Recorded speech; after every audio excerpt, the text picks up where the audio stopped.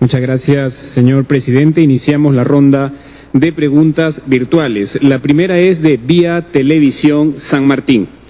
Señor presidente, ante todo expresar nuestro profundo pésame a todas las familias sanmartinenses que han perdido a sus seres queridos y decirles que tengan mucha fuerza. Nuestras preguntas. ¿Cuál es la posición del presidente Vizcarra frente a la negativa del Premier y de la ministra de Trabajo de ir y verificar la falta de oxígeno en el hospital de Tarapoto? Momentos precisos de la emergencia que trajo como consecuencia el fallecimiento de 2 neonatos, pese a que los 2 ministros de Estado se encontraban en esos instantes a 2 cuadras del nosocomio. Hasta el día de hoy nadie ha asumido responsabilidad. ¿Y qué acciones tomará su gobierno? Porque la falta de oxígeno aquí sigue siendo un gran problema. Lo que hace el gobierno regional no es suficiente ni oportuno, y la gente se está atendiendo en sus casas por falta de capacidad de atención en hospitales, caso Tarapoto y Juanjuy. Señor presidente, las clínicas privadas han rechazado la propuesta tarifaria propuesta por el Seguro Integral de Salud para la atención de pacientes con COVID-19, y todo indica que no aceptarán la llamada tarifa social. Mientras tanto, la gente sigue muriendo en sus casas y en hospitales que ya no se dan abasto. En Chile, el gobierno acaba de tomar las clínicas privadas. ¿Qué hará el Ejecutivo? Ante la demanda de la ciudadanía, a la que nunca le llegó un subsidio del Estado y que se encuentra inmersa en deudas, el Congreso de la República se apresta a aprobar un proyecto de ley mediante el cual se congela las deudas hipotecarias de tarjetas de crédito y otras por un plazo de 3 meses sin intereses ni moras. ¿El Ejecutivo apoyará u observará la propuesta? Bien, por favor, pido al ministro de Salud que pueda resolver.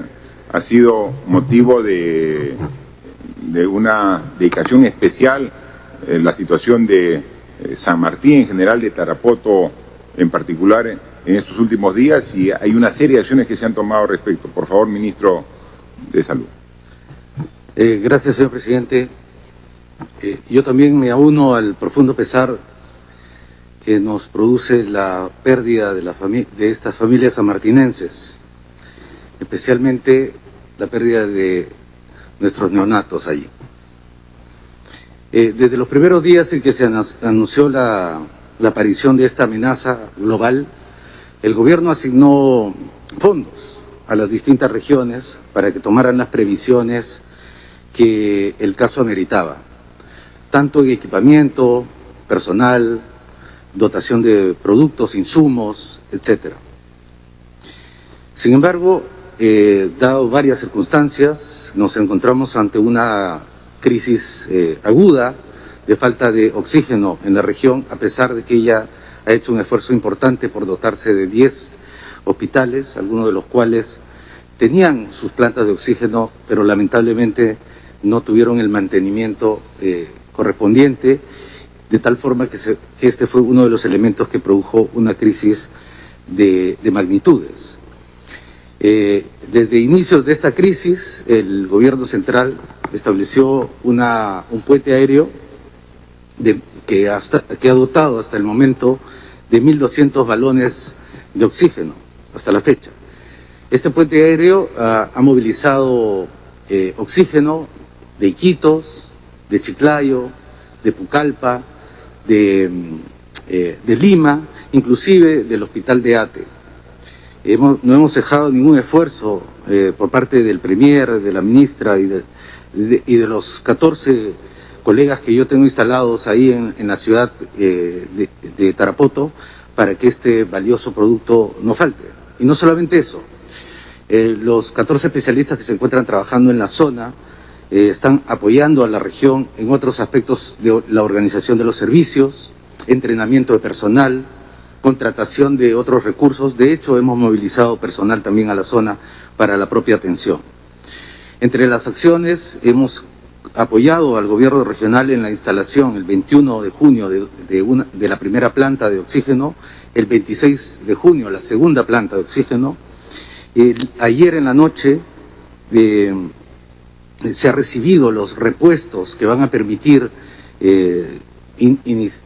recomponer la planta del hospital de Tarapoto y ponerlo en marcha a partir del 1 de julio.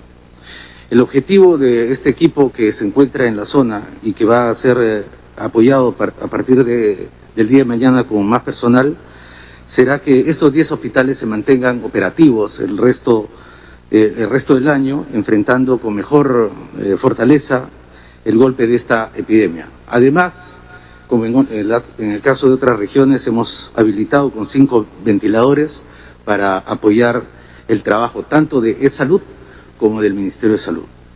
En relación con las clínicas, señor presidente, me auno a su indignación, en el sentido de que nos indigna profundamente el afán de lucro en medio de una pandemia que enluta a miles de peruanos y peruanas en este momento que enfrentamos la epidemia. Invitamos a las clínicas privadas a volver a la mesa de diálogo. Concentrémonos en lo que hemos venido haciendo hasta el momento en el comando COVID, en salvar vidas, en construir patria. La población espera de ustedes más solidaridad, que dejen un momento de sacar cuentas y concentrarse en sus márgenes de ganancia. Es el momento de la vida. Los invitamos a seguir el ejemplo del señor Luis Barzalo, que ha sido mencionado por usted, señor presidente, empresario que no aumentó su precio de oxígeno en medio de esta tragedia. Es realmente un empresario ejemplar con los cuales queremos seguir trabajando y los hemos invitado el día de hoy a volver a la mesa de negociaciones y poder seguir construyendo patria. Gracias, ministro. Por favor, para la tercera pregunta le pido a la ministra de Economía que pueda absolverla.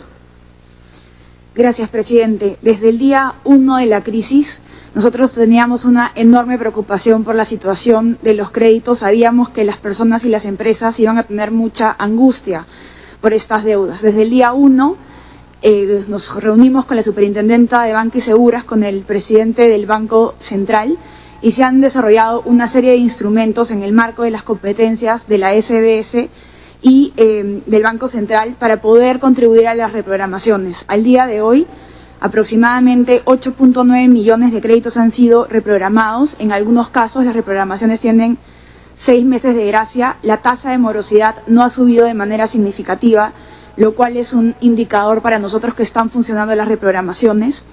Además, aproximadamente más del 60% de deudores MIPES y del 50% de deudores de crédito de consumo han hecho las reprogramaciones sin afectar su calificación crediticia. Las reprogramaciones, los instrumentos que ha sacado el Banco Central y la SBS están ayudando a esto. En ese sentido, esa preocupación por el ciudadano se trabajó desde el día 1. Respecto a las propuestas que hay en el Congreso, todavía no hay una definitiva. Nosotros estamos muy preocupados por los impactos en el ciudadano. Aproximadamente se podría afectar a 6 millones de ahorristas en el sistema financiero, y lo más grave es que hay una enorme diversidad en el sistema financiero. Hay 15 bancos, 10 financieras, 12 cajas municipales, 7 rurales y 9 EDIPYMES. Es un sector financiero muy variado y creemos que los impactos de este proyecto de ley van a afectar a las entidades, especialmente las microfinancieras, las que se especializan en MIPES y en créditos a personas naturales. Creemos que este proyecto además es inoportuno en una situación de crisis económica, cuando necesitamos un sistema financiero que sea solvente para ayudar con la reactivación. Nosotros estamos abiertos al diálogo, abiertos a dar nuestras posiciones técnicas. De hecho, ayer el presidente del Banco Central, la superintendenta de Banca y Seguras y yo hemos tenido una reunión bastante importante con la mesa directiva del Congreso. Ellos han mostrado mucha apertura a escuchar nuestros argumentos y vamos a seguir trabajando en mejorar los instrumentos para que los ciudadanos no se vean afectados. Pero ya hemos dicho que un proyecto de esta magnitud va a generar mucho daño en el sistema financiero y en los ahorristas. Muchas gracias. Muchas gracias. Solamente reiterar que el efecto mayor de este virus en algunas personas lleva hasta la muerte. Y tenemos que hacer el máximo esfuerzo por evitarlo. Y hay que continuar y reafirmar en este esfuerzo. Y cada una de las acciones que hacemos es para salvar la vida. y para salvar la salud de las personas. Pero en algunos casos, a pesar del esfuerzo que se ha hecho, por las condiciones propias que hemos explicado a lo largo de esta conferencia, no se puede evitar.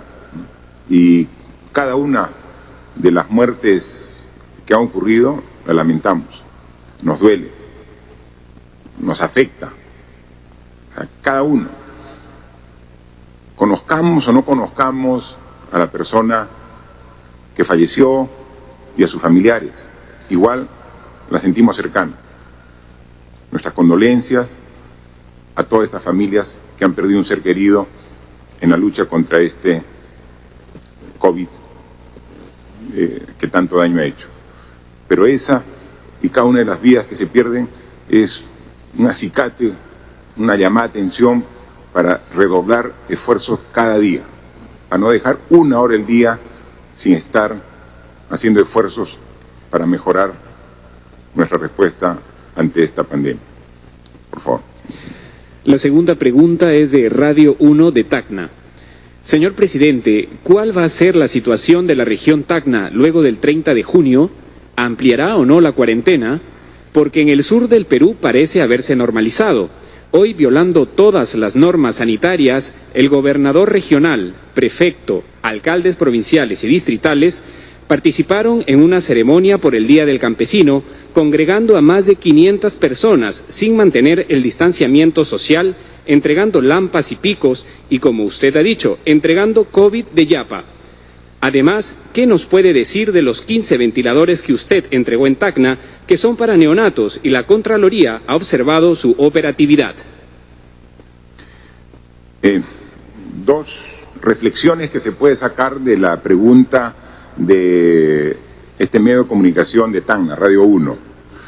Decirles que, como ha sido la parte central de esta intervención que yo he hecho, dirigida a todo el país y con mayor atención para las autoridades, que no podemos bajar la guardia.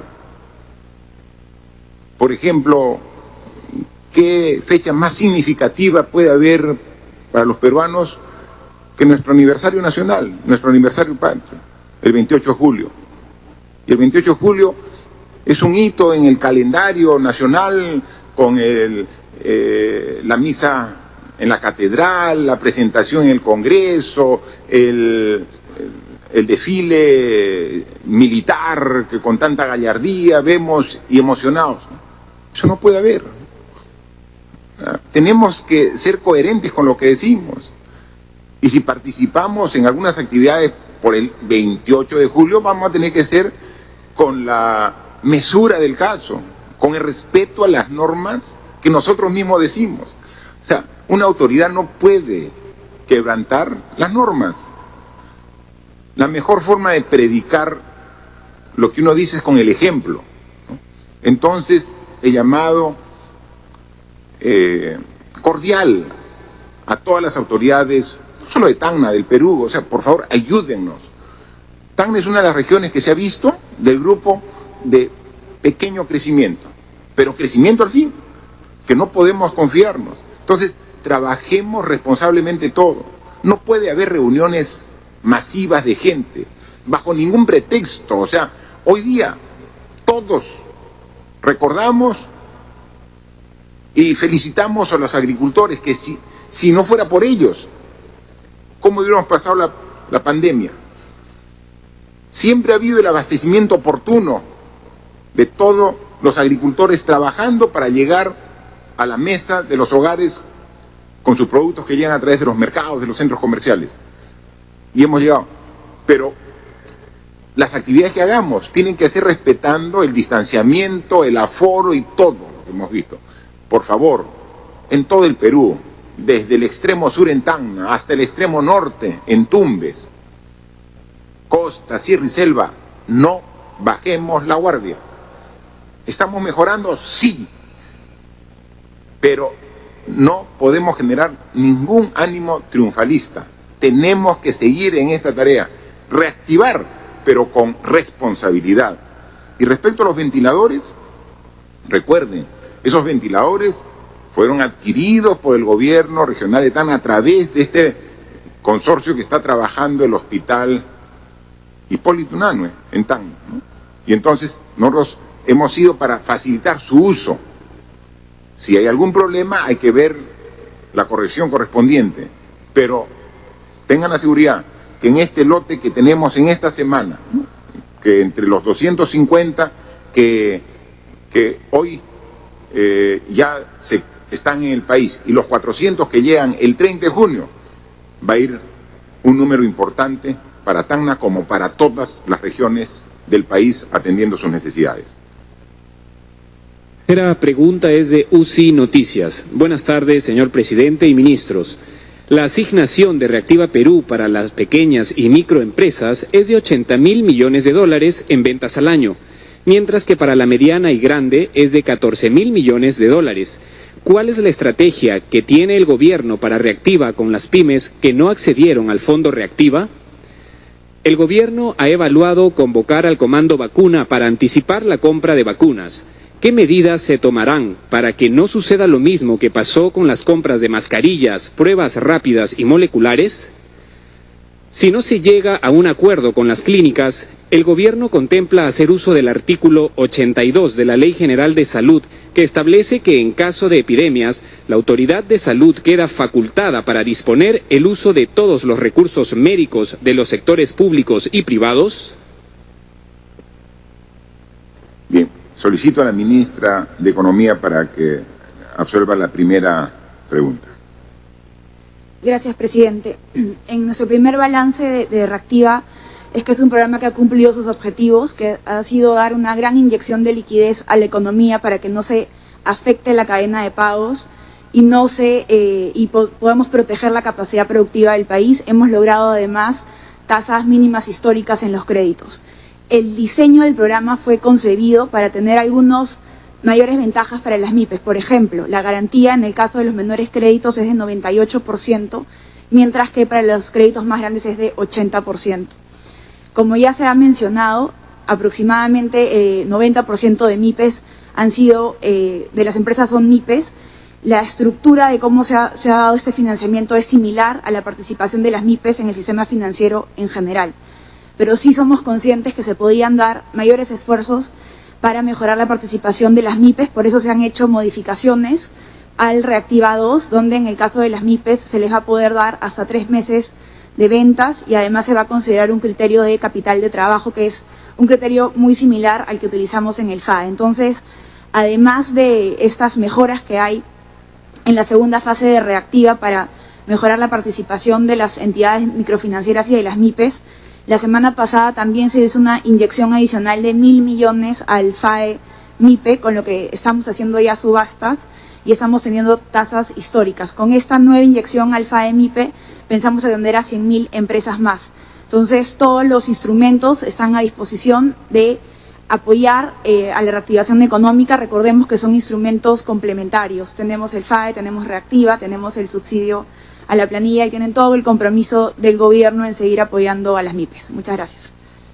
Bien, sobre el tema referido a la pregunta a la vacuna, estamos ya trabajando en ello. Y hay un equipo público que está viendo las diferentes opciones. Aquí, como es información que se puede acceder públicamente, hay alrededor de 12 grupos de científicos, laboratorios reconocidos en los países donde más han desarrollado la ciencia, que están trabajando diferentes opciones de vacunas, ¿no? Hay muchos más, pero hay 12 grupos que son los que tienen mayor avance, que incluso se piensa de que en el último trimestre de este año ya se podría tener disponible. Para ello ya, no con los 12, pero sí con 3 grupos importantes ya existen el contacto, la relación a través del sector correspondiente. Y nosotros también hemos establecido ya los compromisos de carácter político con los presidentes. Recuerden ustedes que hemos tenido conversaciones durante la pandemia con el presidente de Estados Unidos, con el presidente de China, con el presidente de Japón, presidente de Corea del Sur. Mañana tengo una conversación con la primer ministra de Alemania. Entonces, Estamos hablando con estas potencias que generan ciencia, tecnología y que son seguramente los que van a liderar teniendo el desarrollo temprano de esta vacuna. Ya hemos el compromiso de carácter político, pero también el trabajo directamente técnico, profesional, público y privado, porque hay un sector privado que también está trabajando. Así que estamos con mucha responsabilidad al tanto de este tema, ¿no? Y luego, en el tema, la pregunta anterior lo dijo, esta también referida a las clínicas. Miren, tenemos los argumentos legales. O sea, no solamente es la Constitución con el artículo 72, el 59, el que respalda, sino la propia ley general, la ley sectorial de salud, ¿no? Entonces, estas normas ponen salidas legales a casos extremos, a casos extraordinarios. Y bueno, pues si este no es un caso extraordinario, ¿cuál es? ¿Cuál sería? Entonces, por eso es que se da un plazo perentorio, 48 horas, con la mayor disposición. Te encontré de acuerdo. No es que porque tenemos vamos a ir, no, con la predisposición, como debe ser un diálogo honesto, transparente, de la manera racional que corresponde, ¿no? Y esperemos que así sea, si no, obviamente con la ley en la mano tendremos que garantizar que así como hay un esfuerzo para mejorar la oferta del sistema de salud pública, también tiene que estar la oferta privada a disposición del ciudadano, de la persona que merece cualquier esfuerzo en estas circunstancias. Por favor. La siguiente pregunta es del portal convoca.p. Presidente, sobre lo que usted acaba de mencionar y de no alcanzar un acuerdo en 48 horas con las clínicas, ¿qué implica la alusión suya sobre el artículo 70 de la Constitución? Pues puede interpretarse como afectación a la propiedad. ¿Se aplicará la regulación de precios a cambio de un precio justo que pagará el Estado? ¿Podría precisar quiénes participan en esta negociación? ¿Cuándo será depurada la lista de beneficiarios del programa Reactiva Perú, que incluye a empresas investigadas por el caso Lavajato, a clínicas que hoy cobran 8.000 soles diarios por camas UCI y a medios de comunicación que despidieron periodistas? Hace poco la procuradora del caso Lavajato, Silvana Carrión, dijo a Convoca.p que los filtros de Reactiva Perú se deben mejorar y COFIDE debe excluir del beneficio a todas las empresas investigadas por corrupción, lavado de activos y otros delitos incluidos en los alcances del decreto legislativo 1508. ¿Retirarán las garantías a estas empresas? ¿Cuántas y cuáles son estas compañías? ¿Cuál será el procedimiento? ¿Por qué hay tanta diferencia en las cifras de fallecimientos por COVID-19 en reportes oficiales del MINSA y el SINADEF? Un análisis que hizo Convoca.p encontró que los galenos registraron más de 9.000 muertes confirmadas por COVID-19 entre el 19 de marzo y el 14 de junio, mientras que el MINSA publicó que hubo 6.860 muertes. ¿Pueden explicar por qué existe tanta diferencia en un mismo periodo? Bien, sobre la primera parte de la pregunta de Convoca.pe, es reiterativo sobre lo que hemos dicho. O sea, con la ley y la Constitución en la mano tenemos que proteger a la persona, al ser humano, y lo vamos a hacer. ¿Quién va a verlo? Es un equipo de trabajo donde integran personal del Ministerio de Salud con el Ministerio de Economía.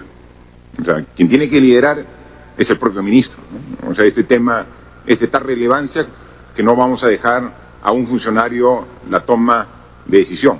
Es el propio ministro de Salud el que va a liderar un equipo de trabajo con técnicos y funcionarios del Ministerio de Economía y Finanzas y del propio Ministerio de Salud, ¿no? Entonces, lo va a hacer y así vamos a trabajar. Ya es una decisión clara, hay un plazo y vamos a actuar como corresponda. Respecto al tema de Reactiva y los filtros que debe hacer para las empresas que tienen observación, ¿no? Pero yo quiero decir que hay más de 70.000 empresas que han recibido este apoyo financiero y que no tienen ninguna observación. las que tienen, vamos a ver y cómo estamos mejorando estos filtros, nos explica la ministra, por favor.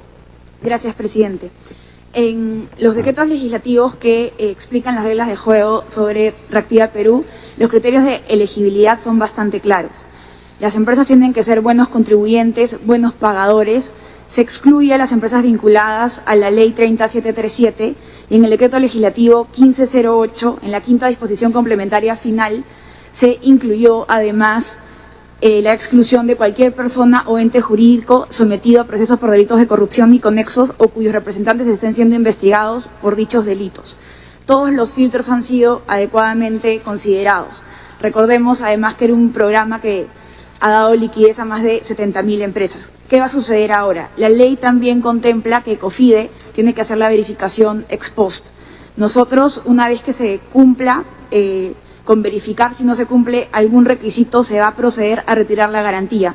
Es importante considerar también que en el trámite de los créditos, las empresas han firmado declaraciones juradas afirmando que cumplían con los requisitos. También, si ha habido si se identifica alguna imprecisión por ahí, también se va a proceder con las sanciones. Entonces, estamos en pleno proceso de validación, hemos recibido la información de la Procuradora, estamos justamente en ese proceso y tenemos todos los instrumentos legales para que en los casos que las empresas no cumplan, la garantía va a ser retirada. Y como gobierno, como Ministerio de Economía y Finanzas, seguiremos publicando todas las listas porque creemos muchísimo en la vigilancia ciudadana. Muchas gracias. Muy bien, muchas gracias. Por favor, ministro de Salud. Señor presidente, ya hemos explicado en anteriores oportunidades la diferencia que existe entre el sistema de vigilancia que realiza el Ministerio de Salud y el Sistema Nacional de Defunciones. El primero registra los fallecimientos que tengan certificación con una prueba de laboratorio, o sea, son fallecimientos totalmente confirmados por COVID. El segundo, el Sistema Nacional de Defunciones, se basa en un certificado médico que no necesariamente tiene una prueba de laboratorio, en donde el médico pone que la sospecha de la muerte de una persona, del fallecimiento de un paciente, se puede deber a COVID. Internacionalmente, y como se ha dicho acá, la Organización Mundial de la Salud considera que los reportes internacionales se hacen con confirmación de laboratorio. Por eso existe una diferencia entre el sistema de notificación del Ministerio de Salud y el del SINADEF, del Sistema Nacional de Defunciones. Y esa diferencia es la que existe en todo el mundo. En todos los países del mundo no se puede hacer la prueba diagnóstica a todas las personas que fallecen, sea de COVID o no. Por eso se reporta pacientes que han fallecido por coronavirus o por COVID-19 y pacientes sospechosos. He ahí la diferencia, señor presidente.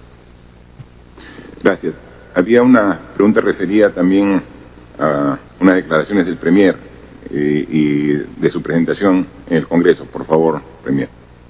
Presidente, solamente para corroborar lo que usted ha manifestado respecto a la decisión del Gobierno en aplicación del marco constitucional para esta necesidad urgente de dar respuesta a lo que es el problema con las clínicas y el oxígeno. Esto no es una amenaza, no debe ser, es una decisión de Gobierno y acentuada en el principio de autoridad. Se ha estado dialogando, sin embargo, esto se viene dilatando y tenemos una responsabilidad frente al país de priorizar y de atender la salud. La Constitución del Estado se soporta en principios fundamentales como lo que es el bien común y la necesidad pública. Y más aún, el artículo 59 establece con mucha precisión que es un principio de la libertad de empresa que sus decisiones no sean lesivas a la moral y a la salud. Respecto a mi presentación en el Congreso, efectivamente manifestamos un tema que se viene abordando, que en las próximas semanas debe cerrarse, es una revisión y modificación a la ley de contrataciones. Esta se sostiene en principios rectores, ¿no? 1, lo que es la transparencia; 2, la no corrupción; y 3, lo que significa un principio de oportunidad, es decir, que todos los peruanos puedan participar de las compras o de las licitaciones que se proponen desde el estamento estatal. A efecto de ello, las modificaciones van en los siguientes, bajo las siguientes premisas. No podemos homogeneizar el tratamiento, por ejemplo, de las municipalidades. Una misma ley cuando hay municipalidades con un soporte presupuestal diferente.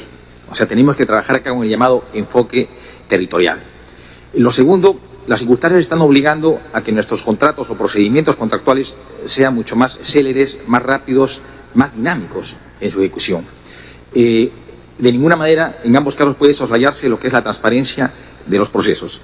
Y lo tercero también está relacionado a las medidas cautelares. Con muchas facilidades, sea en un procedimiento judicial ordinario o sea a través de un proceso arbitral, las medidas cautelares, obviamente por los perdedores de un proceso, neutralizan, suspenden o paralizan la ejecución de un proyecto. Estamos revisándolo, especialmente a instancia del Ministerio de Justicia, para que este tipo de acciones, que pueden ser perfectamente válidas, pero no tienen por qué limitar la expectativa de zanjar una necesidad social, cual es en este caso la infraestructura pública. Y finalmente también estamos revisando lo que es la participación en futuros contratos de aquellos que de manera directa o indirecta, a través de los llamados consorcios, tengan algún grado de involucramiento en graves hechos de corrupción. Si se evidencia que tienen grado de corrupción frente al Estado, cualesquiera que sea su nivel, municipio, gobierno regional, gobierno nacional, no tendría por qué participar en procesos futuros. A efecto de ello, este está en pleno proceso de revisión y esperamos que en el plazo más corto puedan ya materializarse a través de un proyecto de ley ante el Congreso. Bien, cuando hablamos de una solución para el problema específico que se presenta con el oxígeno y con el caso específico de la atención hospitalaria en las clínicas privadas, lo hacemos con el concepto de que este gobierno respete el derecho de propiedad. Pero ahora, en una pandemia, el bien común es la salud y la vida de las personas. Entonces, ¿cómo se puede conciliar esos dos criterios? O sea, ¿cómo se puede respetar el derecho de propiedad y cómo se puede poner sobre ese derecho de propiedad circunstancialmente el derecho a la vida y a la salud del ser humano, de todos nosotros? Por eso es que cuando decimos que hay un plazo y lo vamos a cumplir, es que esperemos que antes se llegue a un acuerdo, es que hay los mecanismos legales para poder garantizar el uso de esos servicios en bien de la ciudadanía. No con el ánimo de quedarnos con una propiedad privada de manera definitiva y permanente, ese no es dar el servicio a la población al precio justo en el plazo que dure la pandemia. O sea, es ahora donde necesitamos. Entonces, hay medidas que tienen que darse en el corto plazo. Hay la norma te la justifica, te da el respaldo. O sea, ¿se puede aplicar? Sí. Porque el bien supremo es la persona humana. Y tenemos que ver. Y el derecho de propiedad se respeta. Damos el servicio en este periodo. Y obviamente después la propiedad, eso no se toca, pasando el periodo de la pandemia, ¿no? Entonces, para atender en este periodo. Pero también hay que pensar ya en el mediano y largo plazo. ¿Por qué estamos así? Porque tenemos un mal sistema de salud. O sea, si tuviéramos un sistema de salud potente, no estaríamos requiriendo eso, entonces tenemos que cambiar. ¿Por qué estamos así? Porque tenemos un país de 32 millones de habitantes tan extenso, solo con 2 proveedores de oxígeno. No puede ser, pues. O sea, tiene que haber, o sea, ¿incentivamos la inversión privada? Por supuesto que sí, si es la base del motor de la economía, la inversión privada, claro que sí, pero con competencia. O sea, que hayan diversidad de alternativas para que la población pueda escoger. Entonces, eso es lo que tiene que corregirse en el mediano y largo plazo. Pero ahora necesitamos el servicio y tenemos que esperar el acuerdo para que sea a precios razonables, ¿no? Y eso, tengan la seguridad que terminando esta reunión, el ministro de Salud está a disposición de sentarse para conversar, a llegar a un acuerdo, pero si no, hay las opciones que la ley nos da. Por favor. Quinta y última pregunta es de Radio Las Vegas de Mollendo, Arequipa. Señor presidente, en Mollendo, Valdivia, Punta de Bombón, Cocachacra y Matarani, hasta la fecha tenemos 213 casos de coronavirus y 3 fallecidos, ante la falta de medicamentos, pruebas moleculares, camas UCI, ventiladores, y se viene incrementando cada día más, y no tenemos la presencia del Comando COVID-19 Arequipa, ni tampoco ninguna autoridad o ministro de Estado, para evaluar la situación que venimos afrontando hoy en día en la provincia de Islay y en el segundo puerto del país, que es Matarani. Asimismo, el bono universal familiar no ha cubierto las expectativas que usted manifestó, porque a la fecha hay más de 2 millones de familias que no han recibido el bono, lo cual obliga a la ciudadanía a salir y buscar el sustento diario, donde luego se produce el contagio. ¿Qué medidas va a tomar su gobierno? ¿Por qué en el programa Aprendo en Casa lo dictan actrices y no docentes de carrera? Al hacerlo un personaje público que no tenga títulos, denigra la carrera del docente y le resta importancia a dicho programa del Estado que no llega a los sectores más alejados del Perú, y más aún la falta de una tablet que usted prometió. Bien, yo pediría los 3 aspectos que trata la pregunta de este importante medio de la provincia de Islay, en Arequipa, en Mollendo. Le responde el ministro de Salud, la ministra de Desarrollo e Inclusión Social y el ministro de Educación. Por favor. Señor presidente, al nivel de detalle en Islay es difícil de llegar, pero estoy seguro que lo que nosotros hemos enviado a Arequipa en términos de equipamiento, equipos de protección personal, medicamentos, insumos, pruebas, tanto las rápidas como las moleculares, además la infraestructura que estamos desarrollando en la zona es importante. De hecho, voy a transmitir esta preocupación por Islay al equipo que se encuentra en estos momentos en Arequipa y que viajó con el señor ministro de Agricultura en su última visita. Nosotros hemos enviado a casi 900.000 unidades de equipo de protección personal para ser distribuidos por el gobierno regional y el comando COVID de la zona a todas las provincias y distritos. Obviamente, el equipo allá localizado y el gobernador son los que deciden cuáles son las zonas más prioritarias que otras.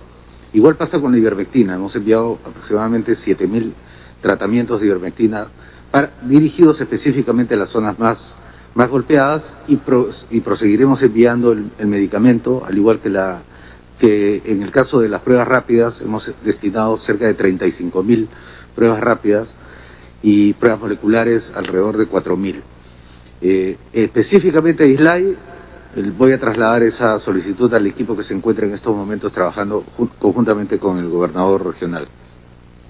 Gracias. Por favor, la ministra de Desarrollo e Inclusión Social sobre el tema del bono.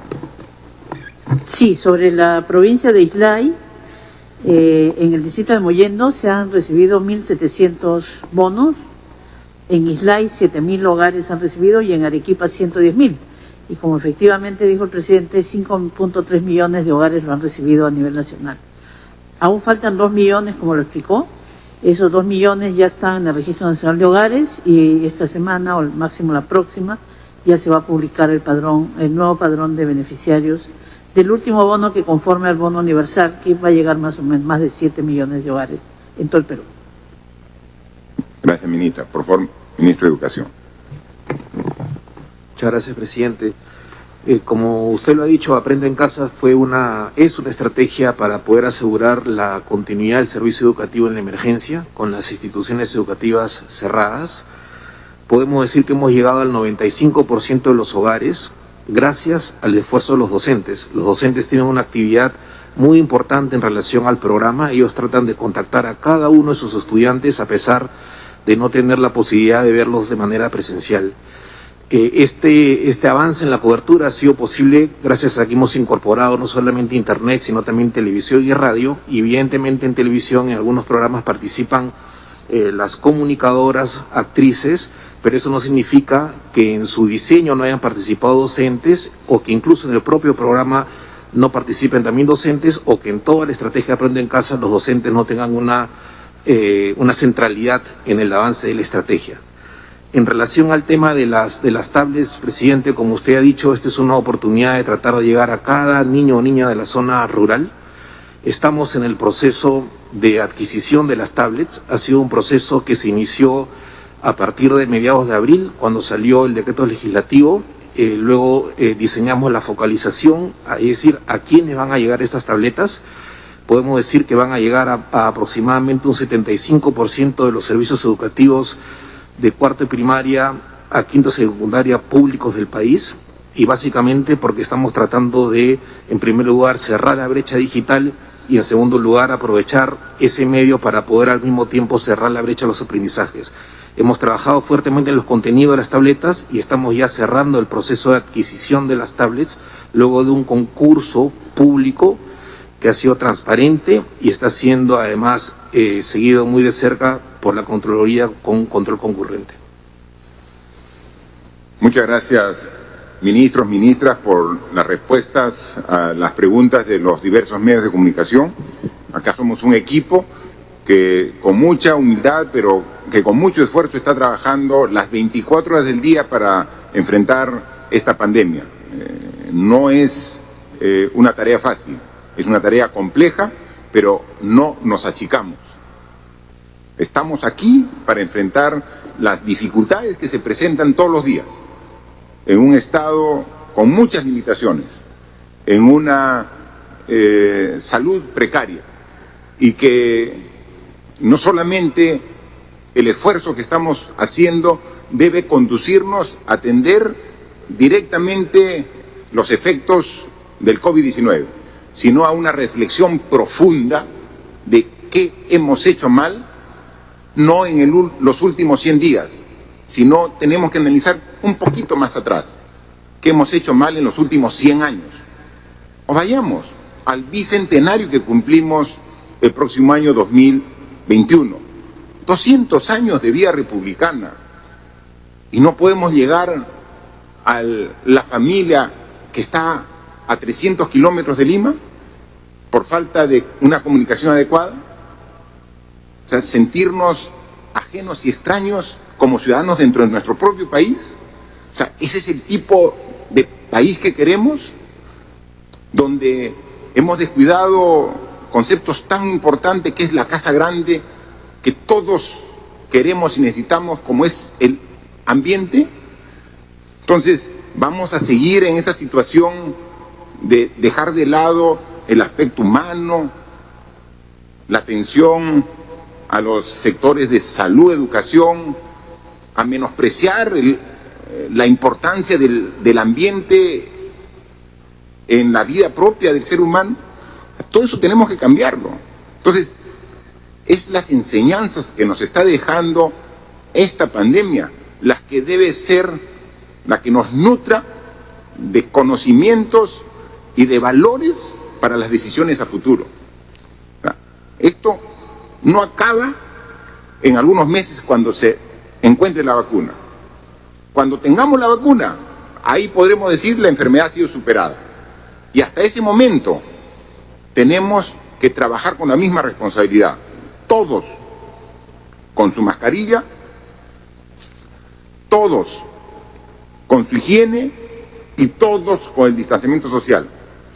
No nos confiemos, no bajemos la guardia, pero cuando se encuentre el tratamiento terapéutico, cuando se encuentre la vacuna, podemos decir que la crisis, que la emergencia, ahí sí está superada. Pero a futuro debemos internalizar la experiencia de lo que hemos hecho mal en el pasado y corregirlo pensando en el mediano y largo plazo. Ese es el rol que toca a todos, y teniendo en cuenta que ya el próximo año vamos a tener elecciones para elegir nuevas autoridades que nos reemplacen aquí como Ejecutivo y nuevas autoridades que reemplacen en el Congreso de la República. Veamos y desde ahora comencemos a evaluar en las mejores opciones, que piensen con esta mentalidad de un cambio de paradigmas, de lo que pensábamos que era lo mejor, lo adecuado, no necesariamente lo era, que manteniendo todo lo bueno que hemos hecho, atendamos las prioridades que hemos descuidado. Depende de nosotros que esta experiencia genere un cambio para mejor en las personas, en las familias, en la sociedad en su conjunto. Y ahí podremos decir que los daños, que el efecto negativo que hemos tenido justificó un cambio de actitud de todos para lograr el paso cualitativo hacia el progreso y desarrollo que nos merecemos todos los peruanos.